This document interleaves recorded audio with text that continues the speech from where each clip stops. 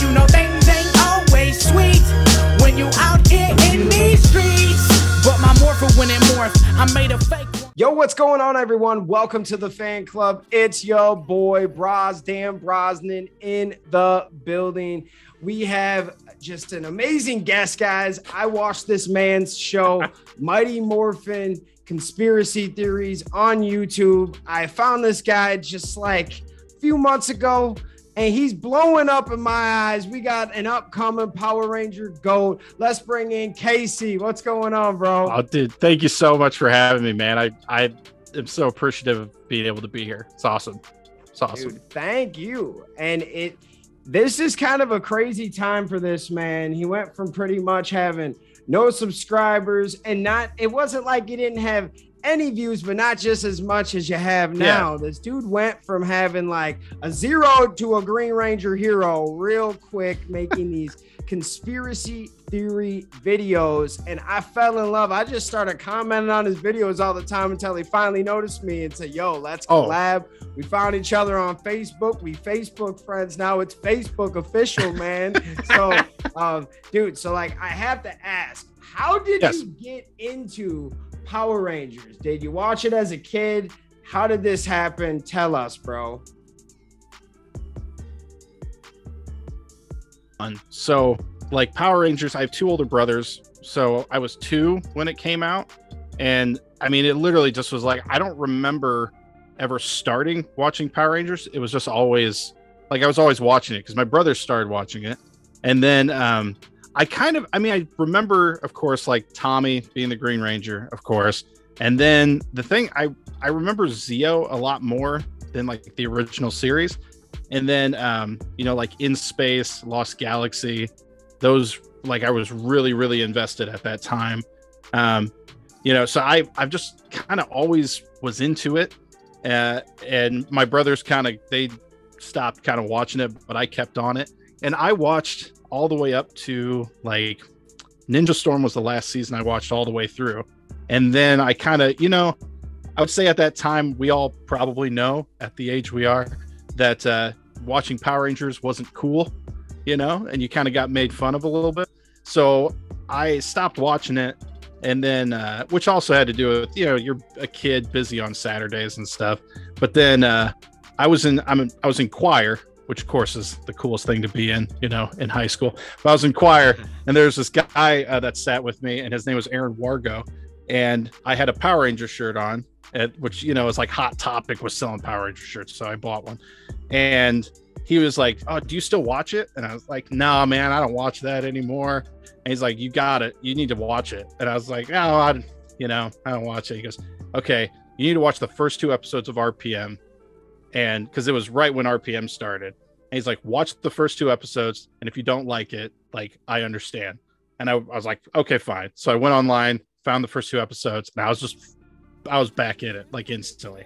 And so I started watching all the way since RPM, all like up until now. I went on Netflix when everything was still on Netflix, and I watched all the Disney era because that was kind of the era I missed. And I've just been, I'm so glad that I was sitting next to that guy in choir, and he like pushed me to watch it again because I always loved it, and I was always that kid who knew like way too much about it compared to everybody else I talked to. So, bro. Yeah. I feel you there. And hey, don't feel bad for choir, dude. I was in choir for like 10 years of my life. Man. Choir was dope. There was a lot of good people. And like, hey, if you weren't in choir, you would have never found out about one of the best seasons of Power Rangers, which really hands down still is talked about, and which is so sad because RPM, it got no love like when it was on TV, like it nobody talked about it. There was no advertising. It was so sad that Disney like just gave up on it and was like scared of it, but then just brought in Marvel and turned that into what it is. Yes. Just, But like I guess the one silver lining is that every solitary person in that cast is like wildly successful. Like every single person who was a Power Ranger, even Liv Tennant, who I adore her, she's amazing, but like she is constantly doing stuff. Like she is like doing great still in New Zealand. Like they're probably the most successful cast ever. And people don't even realize that at all because it's more in New Zealand. but still, like if your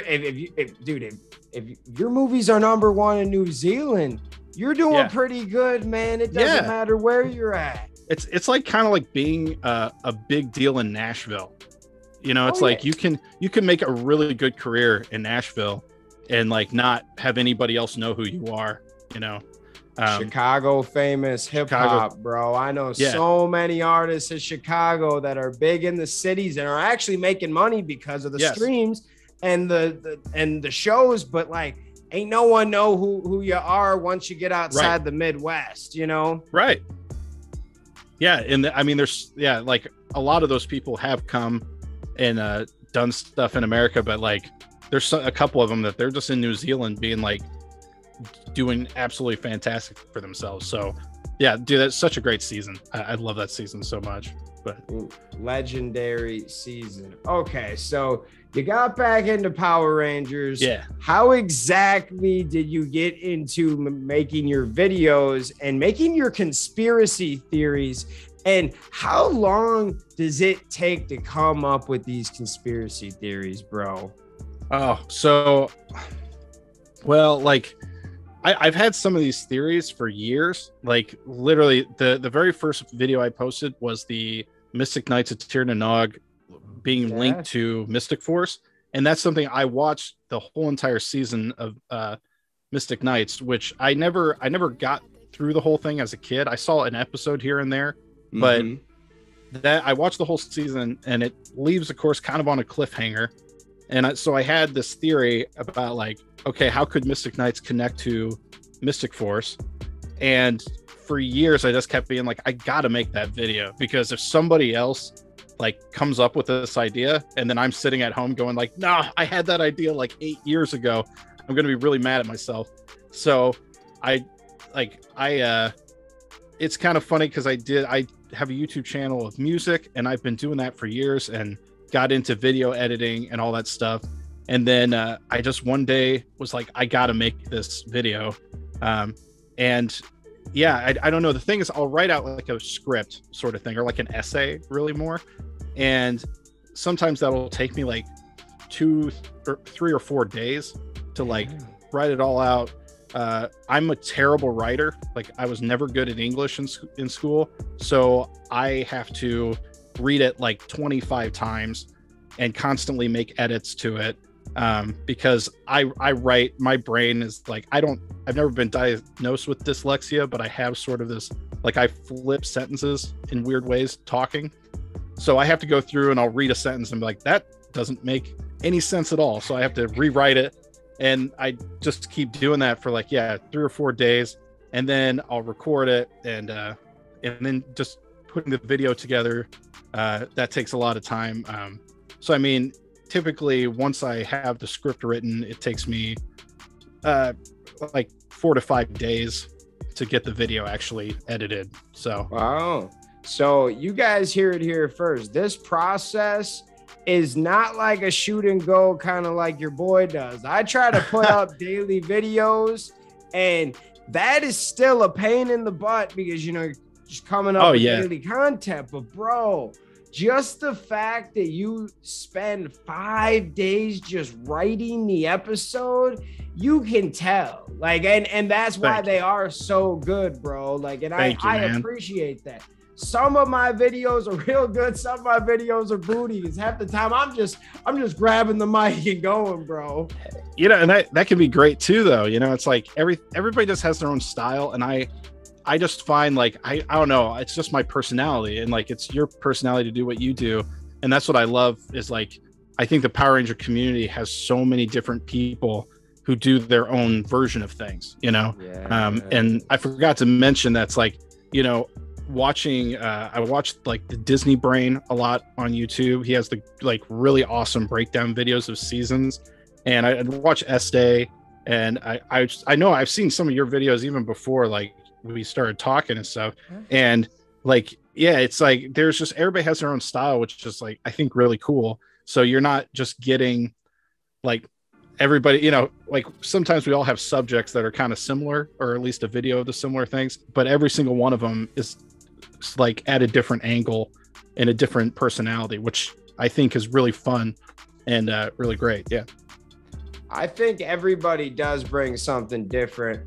I'm kind of like the high energy guy. And when people are fighting, I always bring a business mind into it because I do I run 3-4 businesses. So like a couple of them are actually successful. So when people are fighting about like the Hasbro toy thing, I'm always like, okay, guys, you're fighting. Let's look at it. If I was running this company and I had my hands in the cookie jar trying to make profit, what would we do here? You know? So always try to put myself in that aspect of it. You come so logically prepared. I love it. And that's your spin, is like you come on like another level of conspiracy theories. I watch Power Ranger conspiracy theories. This guy comes with layers, bro. Like I thought he was done in one video with the Beetleborgs, and he just kept going. And I'm like, bro, I know. Like, where were you like 20 years ago? This guy could have saved everything. But as we know, Beetleborgs just ran out of footage, which is just awful. Yeah. It's because it was like, and I say in the video, like, they were higher in ratings, like they were taking over, and Power Rangers they were legitimately probably going to get rid of it. But then it just like, there was no more footage. So they're like, well, all we got is Power Rangers now. Power Rangers turned back into the default, like kid action show. Because there was so much competition, you know, they tried to give us the Mystic Knights, the VR Troopers, the Beetleborgs, Masked Rider, and like, Beetleborgs, though, out of all the crazy ones, stuck around because it was like Power Rangers was always kind of out there, but Beetleborgs was really out there, and people loved those damn monsters in that house. Dude, they were about to give them a spin-off. Yes, and the funny part is whenever I see discussions, there are people who obviously have never watched Beetleborgs. It's very apparent in the comment that they've never watched it, because they will say that the monsters are like, just like, oh, everybody hated them, or they'll act like they were really stupid. They were hysterical. Like they were legitimately and the actors who played them are legitimately like great comedic actors. Like it was really funny, and it turned into like a sitcom. Like their portion was a sitcom, and that's what people the people who obviously haven't watched it will say it was horrible, and then no, if you watch it, it was really brilliant. It was, again, taking over from Power Rangers. And like, kind of to go on to your point, how they wrote the show in the first half of the season, you had those two, or the first part, or is it season 1, I should say, like the big bad Beetleborgs, they had the two little bully kids that were rich. And then in season 2, Metallics, they wrote those guys off and just gave us more of the monsters. Why is that? Because the kids they were a hit. Ratings were up because they liked the funny part, but they still kick some butt like the Power Rangers. That was what made it all work, but this would make you laugh at the same time. And dude, us kids love those monsters. I don't care what anybody says. Yeah. No, they were great. They're absolutely great. And they're like, I mean, like I'm a big fan, of course. Like, who doesn't like Bulk and Skull, Paul Schreier, Jason Narvey? Amazing. But like, I always laugh when people are like, "Oh, the greatest season ever is the first season of Mighty Morphin Power Rangers." Jason Narvey, literally every single line in the first 60 episodes is Bulk says something and he goes, "Yeah," and then he repeats the line and goes, "Ha ha ha," and that's literally all he does the first season. And he's a brilliant actor. Like, he's so good. He teaches professionally. Like, he's amazing actor. But like the next season, that's when they started like getting to do real comedy. And the first season was like, drop a cake on your head, drop a smoothie on your head, drop this on your head. And that's like it. Exactly. The first monsters were so much better. Was just, they were experimenting. They didn't have nothing to go off of, bro. No. And it was so cheap and corny, but Power Rangers always, to me, was action, like good vibes / comedy. Like, it was just like from the lighting to, you know, those good, that it was happy California vibes, and people were joking and laughing. And then the third element was always the music, guitars, and it doesn't even have to be rock music anymore, but high powered energy. Like, it could be hip hop or EDM, what's popping with the kids now, but it's got to be high energy. Like, those were the three things that kind of made Power Rangers for me. And that's what, like, 3 factors that going forward with Hasbro, I hope that they actually use. Like, I hope they give us a soundtrack Yes. with anything they do, bro. I hope they give us more action, and I hope they give us more comedy and happy vibes that isn't just that slapstick, bro. Yes. I like Power Rangers. I think they had really the idea of like what the MCU does now, where it's like, it's action, but it's funny, but it's like, it's kind of self-deprecating, and it's got like, they kind of had that idea, but like they needed to bring it a little more, like they're going to do probably, but it's like they needed to get, I don't know, they need to iron it out a bit. Exactly. And like, you got to remember what made the brand. Yes, you want to try different things, but you can't go the full other direction either, because then you're just going to send mixed signals, because it's like the fans are going to want what they want. I get that. But at the same time, like The Mandalorian, I thought was a good meet in the middle for fans. Yes. Like everyone yes, is kind of like, but they kind of gave everyone a little bit of what they wanted, but still made a good show for people that might not like Star Wars. That was kind of the point with The Mandalorian. We could do something like that, but they stuck to kind of what Star Wars is, but just added a few things that are new, from lighting to characters to kind of story arcs and things. But they definitely dug back into the lore of Star Wars. They brought in a Baby Yoda and Boba Fett back, man. They went hard. Yes. So that's all we're asking with Power Rangers, is just, you definitely, it's about innovation. You can definitely like not just do the same thing, bro. I get it. Totally about it. That's why like I'm totally down with Netflix. I'm about switching platforms, but I'm also not forgetting why people like Power Rangers. You know, you got to have that little even where, because you don't want to lose. Your fan base is the ones that's keeping it alive. We're the ones buying the figures. Once we don't start liking the show, now you're really done. That's pretty much what it comes down to, because the kids right now, Power Rangers isn't as hot as it used to be for the kids. I feel like the fan base is actually keeping it alive. What are your thoughts on that? Yeah, I mean, the thing that every single time I go to Walmart, I walk to the toy section just to see if there's Power Ranger toys. Not that I'm going to buy them every time, but like, I just want to see if there's any there. And I mean, we're both in the Midwest. Like there's very rarely a lot there. It's like, it makes me sad, because it used to be like, huge. You know, half the aisle was Power Rangers, and now it's like a little tiny, like sliver, and then most of the time it's empty. And it made me really sad. You know, it's like, it always makes me sad to see that. But I mean, so I think the fans, like, we're keeping it alive, because obviously like the big box stores aren't like going at it. You know, Walmart isn't going really intensely at Power Rangers. No. So it's the fans wanting it and just supporting it, and people like you know, having a YouTube channel talking about it and like wanting to keep it going, you know. And I think it's encouraging the people, like the actors and actresses who used to be on the show. I think it's encouraging them. Some of them, I don't think 10 years ago they would have ever come back, you know. Oh yeah. I don't mean to like diss anybody, but I always bring it up because like Christopher Kamen Lee from Andros from In Space, if you go back like 10 years ago, he just constantly basically says Power Ranger sucks. And then all these years of being at cons, it's like all of a sudden he's in the new was it Battle for the Grid, or the fan film or fan episode? Bloodline of the Grid. Bloodline. Does that sound right? Yes. Yeah, and it's like I just can't believe he's doing something, because 10 years ago he never ever would have touched it.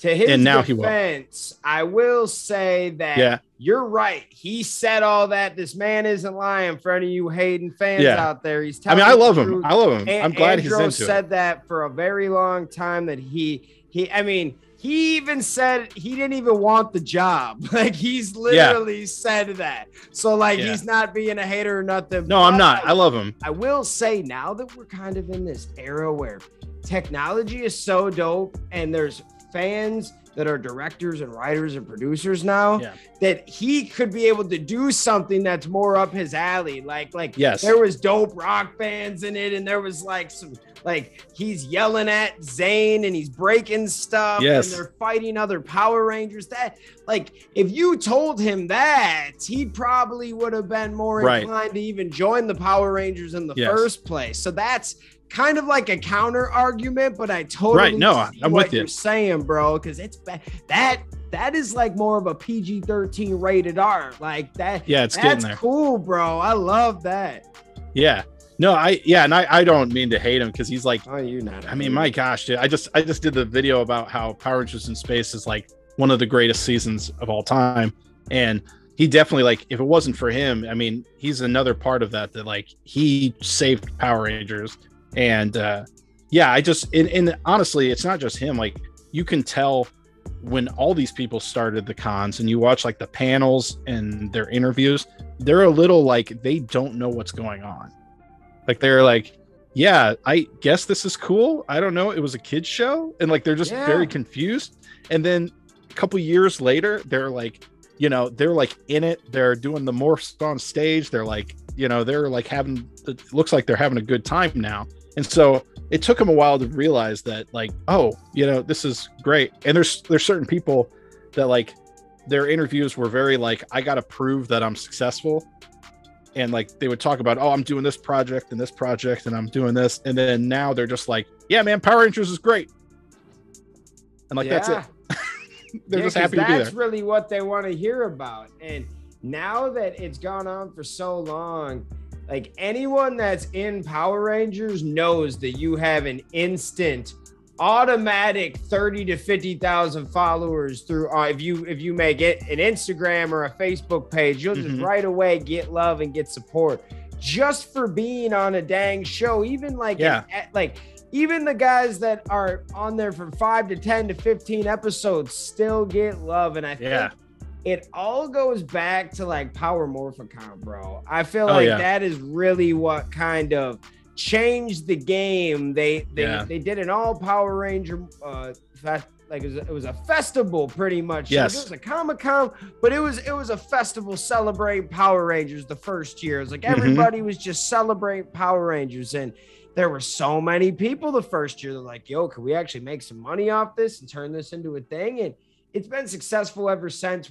to the point where Hasbro and I think it was Saban at the time, they would actually have releases, and you would release the Rangers. And that is kind of the big wave. Once the Rangers saw that, they're like, yo, okay, so this is in California.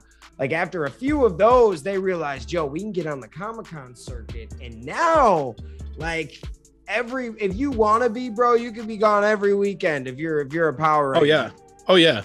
And there's certain people, Ciara Hera from Megaforce and Super. She said in an interview, like, she's like, I love acting and I love, like, I want to make this a career. So like, she was hitting Comic-Cons like crazy.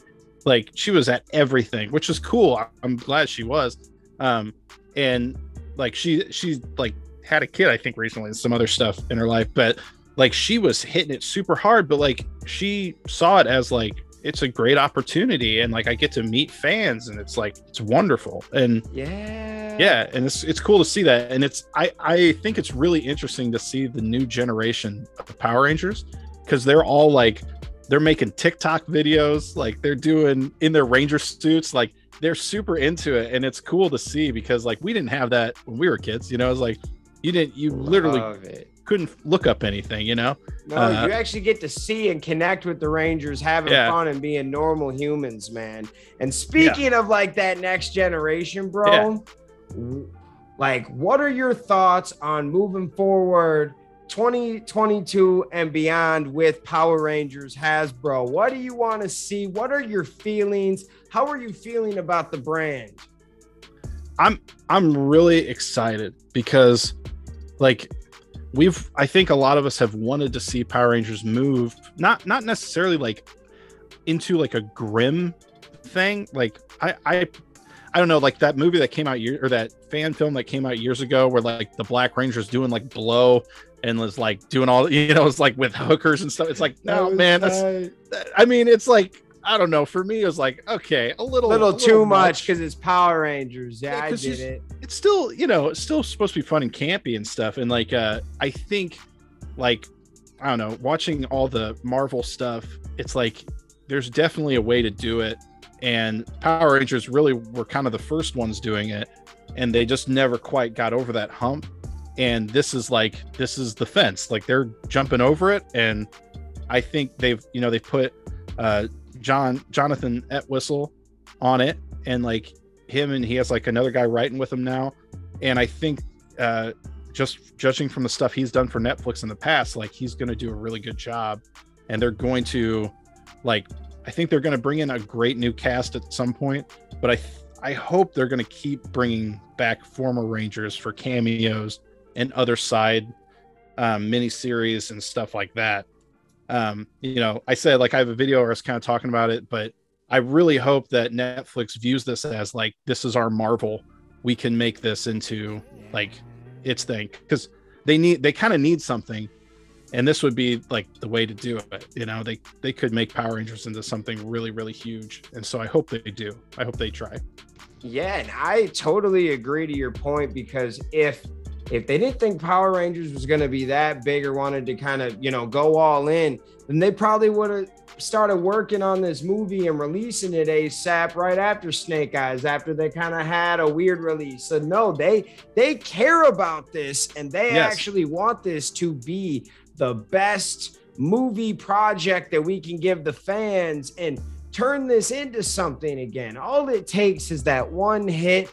And I've said it in the past few weeks that I think instead of making a movie right away, I think now that it's on Netflix, you try out a little like 8 to 10 episode series with a darker, and try to, with a few cameos from either the past, stuff like that, and then build that. And if that doesn't work out, then you don't have to push a movie like that next step, because then if you do a movie, you already know who everybody is. So you don't have to waste 30, 40 minutes trying to explain it. We can just get into the damn action. So that's I think the smartest thing to do is, if you're going to make an original show, is to do series for now. It's the safer option to feel it out, because we don't know, like, they don't know how people are going to react to a new Power Rangers show. So I guess instead of just going all in on something, I would definitely kind of go half in for the first season. Like, I would just kind of just give them 8 episodes and see if they like it. Yeah. I mean, I'm really interested if they do a version where it's like a 45-minute episode series. That'll be really interesting to see, because it's like kind of jumping into like what Daredevil was and stuff like that. That would be really cool. Yeah, man, it's a great series, and like it'd be really cool to see what they would do with a 45-minute episode versus like 20 minutes where you gotta just pack it all in there at once. And just to see, like, man, I hope they just listen to fans and know that there are so many different Power Rangers that should be brought back. I know, like, I love the original cast as much as anybody else, but like I would love to see like Rhett Fisher come back as Ryan for the Titanium Ranger. That would be incredible. It's just like there's so many different Rangers out there that would be awesome to see, or make hints. And I think Hasbro, they've been doing that a little bit, where they've been referencing stuff a little more, like how when you watch the breakdown videos of any Marvel or any Star Wars episode of something, there's like every second there's a different Easter egg or some detail in the background. And they're starting to do that a little more. Like, they're starting to reference the old seasons. They're starting to I don't know. They're starting to kind of get it, I think. So I agree, especially with your Ranger history lessons and things that they weren't like. I've said this in a few videos before, like for a long time, for 15 years, I just felt like Power Rangers forgot that they had all of this ahead of it. Like, they just forgot about everything. No one would bring up anything. I mean, the only big thing for Disney was like when they did Rita and Zed's son in Operation Overdrive. That was like one of the only times they actually talked about like anything from a long time ago and not current, so it's one of those where it does hurt. And it would just, and with Beast Morphers and Dino Fury, they've talked about Rita's. I mean, you got Lord Zed back. It's fun, man. So just I don't love it when, you know, obviously I want the old nostalgia. Don't go super crazy and just live off Mighty Morphin, but I also understand that Mighty Morphin pays the bills. So if you're gonna bring back, yeah, you're right. Yeah, it's a cash cow, man. So like, if you're gonna bring back Mighty Morphin, switch it up. So at least they brought us back Zed. No one's seen his behind in a long time. Maybe I'm so pumped. In a year or two, if you're gonna bring back another Mighty Morphin, at least bring back like a Walter Jones or something, like a Catherine Sullivan. Cat. Was Cat back in like Megaforce? Does that sound right? She was back in the Ninja Steel one. Yeah, that's what. Her and Steve Cardenas. Finally, Steve. Yeah, man, got one. Yeah, dude, that was great. I wish he had a line, Mike, where he said, "Man, you guys always forget about me" or something. Yeah, yeah. See, and he's the perfect he would be the perfect person to bring back, and just self-deprecating, like about how like, yeah, I know I'm the Red Ranger, but like no one cares. Like, you know, like they could do so much great dialogue of him just like complaining about like his position as like the Red Ranger, and everybody craps on him, you know. Yeah, like, or it'd be like, yo, why didn't you guys ever give me a call last time when you guys were gonna go fight on the moon? Like, what the hell? Like, now you're calling me now. Like, what's up? Like, yeah, or he could just be like, what mission on the moon? What are you guys talking about? Yeah, like, it would be great. Like, yeah, it's such a great, like, they could do so much with it, and I'm excited. I hope they do a lot. Like, one of the things I noticed was like the first time Izzy gets in the Megazord in Dino Fury, the first thing she says, she's like, wow, nice sound system, which is like what Kimberly's first line in the Megazord was, nice stereo.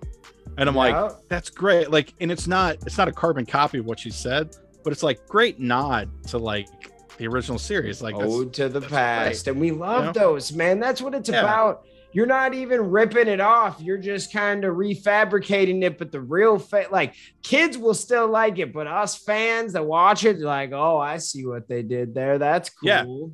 Yeah. And I mean, what's your thoughts on like, just, are you liking Dino Fury? Or are you like, bro, I love Dino Fury. It's one of the best seasons I've saw in the last 15 years. I tell people the cast is dope. The writing, you can tell with this season, they've gone farther away from the Saban way of doing things.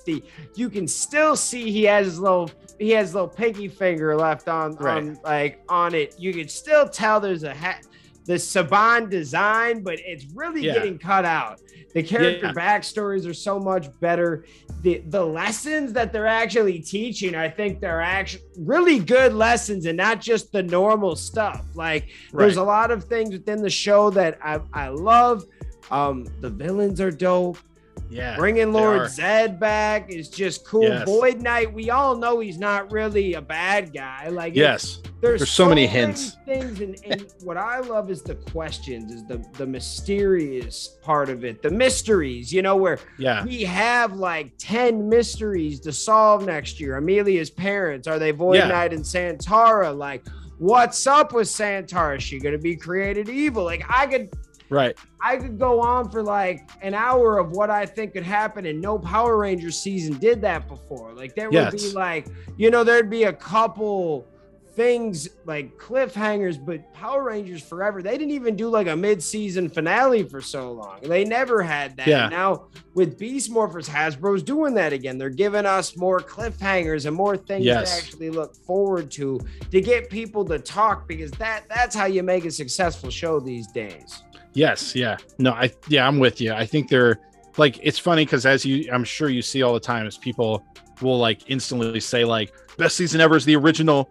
Screw everybody who like says differently. And I'm grateful for the original series, of course, but like, I think that they're learning how to tell the story, and they're figuring out a new direction of Power Rangers so well that it's like Dino Fury, maybe some people don't watch it and just think, whatever. But it's like, to me, it's like, it's so refined and so perfected. Like it's just a better quality show than like what has been in the past. I mean, of course, I like every season pretty much for something. And, but yeah, I think this season is like, it's it's really, really good. So yes, and you know, the people that love the old school stuff, it's what we grew up on, it's what we're used to. But in all honesty, Mighty Morphin Power Rangers season 1 was like literally had like a $5 budget, bro. It was real just low grade. So if any, like, and I get the feeling of that show as a kid trumps any feeling of any Power Rangers show ever. But quality wise, it's not up to par. Like, I would rather watch season 3 of Mighty Morphin Power Rangers if we're gonna watch like a season, you know? Yeah. Which is okay. But you have to start somewhere. Like, when you go into the gym first day, you're not just draining them. You got to build it up, baby. Right. Yeah, exactly. I mean, yeah, it's good. I don't know. It's a great direction it's moving in. I'm excited for it. Well, you've heard it here first. We have Casey on here. Is this like your first interview about your channel, bro? Yes, this is. I was going to say thank you for having me. I'm really appreciative because this is, I mean, yeah, this is awesome. I've had so much fun. We're not just here to make views or anything. We're here to make connections. I always say this isn't a fan base. It is a family. And once you're here, bro, you're here for life. Yes. Like the Morphin Grid forever. Like, we're here, bro. It's real. Yeah. Geez, I want to thank you for being on the show. Where can we follow you and watch your journey, bro? Tell everyone, if they haven't checked it out, where they can find you, buddy. All right. So as of right now, all I really have is my YouTube channel, which is Mighty Morphin Conspiracy Theories. And you can check it out. I got, I'm trying to put out content every once in a while. As talked in the video, it takes a while, but yeah, that's where it's coming out. So yeah. Bro, thank you so much. I think this is an amazing interview. We gave the fans something to listen to and watch. We even came up with some good ideas for Hasbro themselves. So Hasbro, if you're listening, you're welcome. We love you guys. Thank you so much for watching the fan club, and we'll see you next time. Peace. Yeah. Hey guys, thanks for watching this video. Make sure you hit that like button, hit that subscription button, and also hit that notification bell to stay in the algorithm. Do you guys support the fan club? You want to help us make our next episode and keep this show running? Well, check out our brand new fan club t-shirts. These are on our Square site. Go check that out. Go check us out on all social media platforms. And thank you for rocking with us, guys.